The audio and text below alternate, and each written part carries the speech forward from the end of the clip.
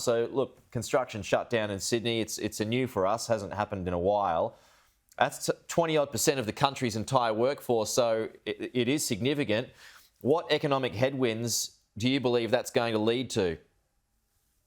Well, Pete, it was a surprise to industry that construction was shut down. In fact, at first on Saturday, virtually everything was going to be shut down. And then through negotiations with the New South Wales government, we were able to get big parts of the economy still operating. Construction we weren't able to do. The reality is if you shut everything down, then people will quickly run out of food and perishables, toiletries, all of those sort of things that they need. And we made that clear because Sydney was going to be without manufacturing, production and distribution of those important things.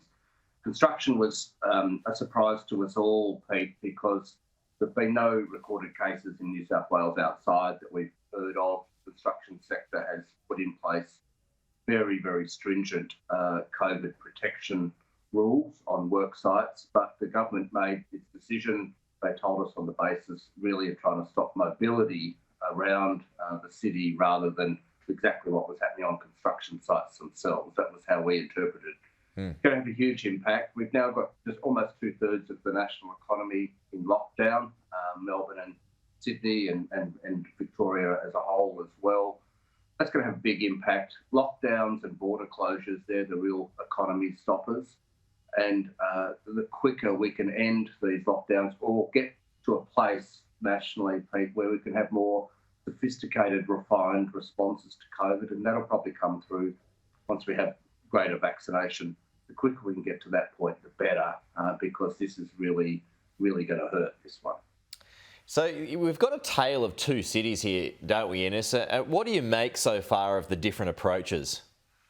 Well, the big differences are this. Victoria's gone into total lockdown to an extent, right across the state. New South Wales hasn't.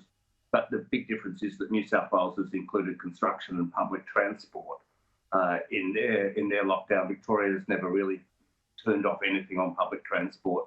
There haven't been people on trains and trams, but they've all kept running. New South Wales has stopped them running. They're the big differences.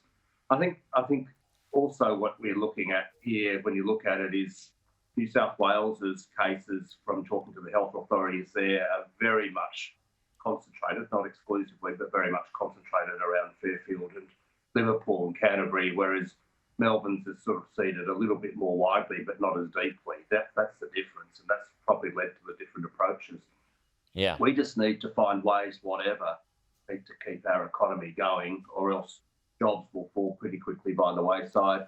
There is federal, state government support in both jurisdictions, but it's not to the extent that we had last year, and that's why this will bite more deeply. You've got to look at things like rent relief for shop owners. That's going to be important, even more important in the coming weeks, as well as further financial supports if this keeps going. Yeah, and what sort of support would that require?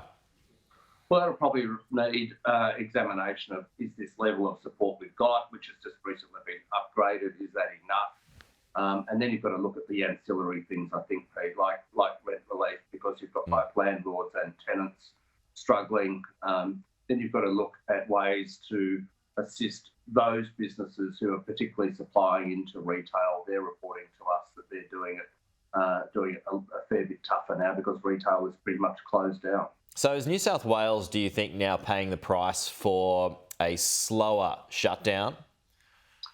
Well, we've always argued, Pete, against lockdowns unless they're absolutely necessary. Looked at targeted, proportionate responses. That's what they've tried. You now have a situation where it's concentrated in one particular area. The big issue is that's a big economic hub for Sydney. It's a big distribution centre, for instance, for trucking and logistics and the like. So getting people in and out of there is important, but getting them in and out safely is important too. You just would hope that both jurisdictions are able to get to a point to get out of lockdowns very quickly, much quicker than you'd hope at the moment that they are able to speed things up, or else the economy, as I said, really will hurt. Yeah, because there wasn't much consultation, the government had to pull the trigger on the weekend. Do you think they pushed the panic button there? Well, it's the same situation that happened in Victoria many times. Victoria's now in its fifth lockdown, Melbourne at least, is that government announces a lockdown and then thinks, oh yeah, we better actually work out what that means in real terms. And to the New South Wales government's credit, they got on to business very quickly, worked with us all and came to grips pretty quickly with what the impact would be and understood that and have sort of tried to do workarounds. It's important to do that.